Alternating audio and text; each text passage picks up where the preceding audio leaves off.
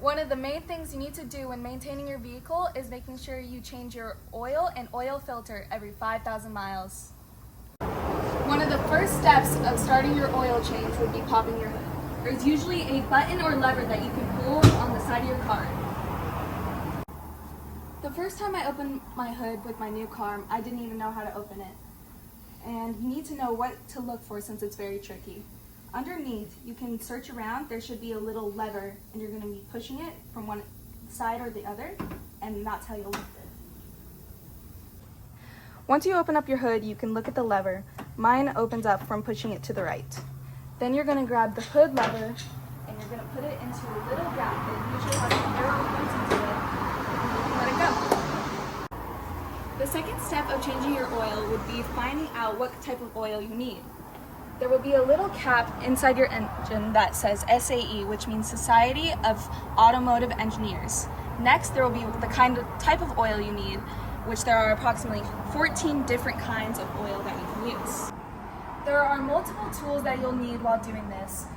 We have 2 different types of oil filter pliers, but there are 3 different types in total. You're going to need a wrench, some towels, gloves, an oil pan, a funnel, oil filter, and of course your oil. Before lifting your vehicle and draining the oil and replacing the filter, you're going to want to lift the dipstick and take off the oil cap and put it in a safe spot. Not many of you will have access to an automotive lift. Luckily, my dad works at a mechanic shop and I have access to one right here. If you don't have access to a car lift, then you can use some other options, such as car ramps, which will bring the tires up, and you can use 2 wooden blocks on the back tires to chock it and stop it from moving. Another option is also to use a car jack. With that, you'll also want to use 2 car jack stands. Many vehicles will have a splash shield underneath the vehicle, and it's usually blocking the oil. Now we're going to start removing the oil. I have a 13mm wrench and I'm going to attach it to the oil drain plug. Here I am attempting to loosen the drain plug. As you can see, it's extremely tight. I don't think I can do it.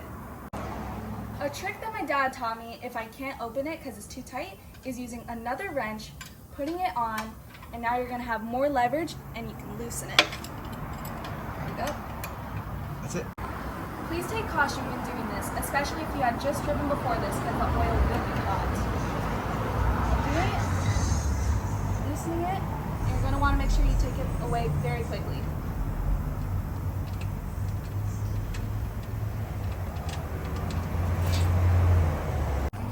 Once you get the plug out, you're going to want to put this in a safe place and make sure it does not drop into the oil pan.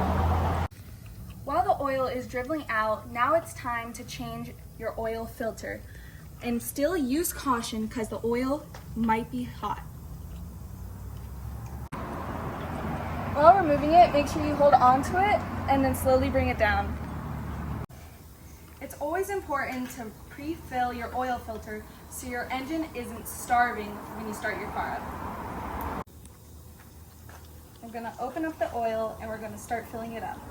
It'll take a few seconds to go down and then just continue filling it until it reaches a certain point.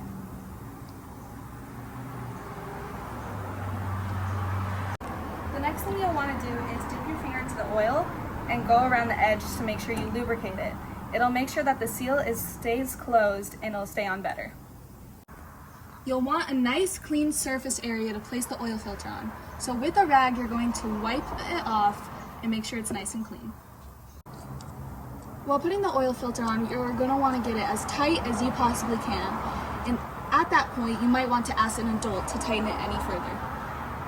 Once your tank is finished draining the oil, you're going to want to make sure you replace the washer on the plug. And then you're going to place it back on. Make sure you get it nice and tight. Mine might take a while, so you have to be patient during it. Once you're done tightening it, make sure it's all clean before you lower the car and then add the oil. Before you lower the vehicle, you might want to look around on the bottom to make sure there's nothing hanging and nothing loose. Once the car is lowered, you're going to want to start adding the oil. To figure out how much oil you need, you could check your owner's manual, but not all manuals have it. My manual didn't, and if that happens, then you're going to want to use 4 quarts and then add from there. Now place your funnel where you took out your oil cap. You're going to use your oil and start putting it in, and you'll never want it to go past this line. You want to put it in very slowly.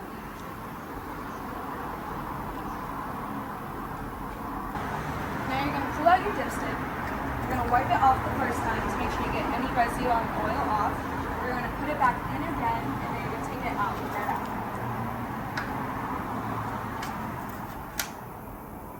Mine isn't registering any oil, which means that I'm going to need to add more.